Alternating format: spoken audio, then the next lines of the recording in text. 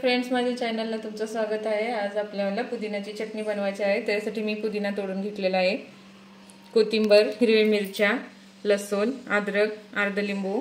आता आपल्याला कोथिंबीर, पुदिना, हिरवी मिरच्या त्यानुसार घालू शकता, गॅस कमी।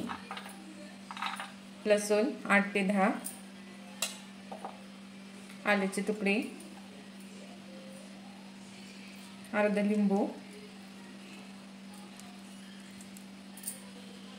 चाट मसाला अर्धा चमचा, काळं मीठ चवीनुसार, थोडंसं पाणी। आता आपल्याला थोडंसं बर्फ टाकायचं आहे, म्हणजे आपली चटणी काळी पडत नाही। चला आता आपण बारीक करून घेऊ।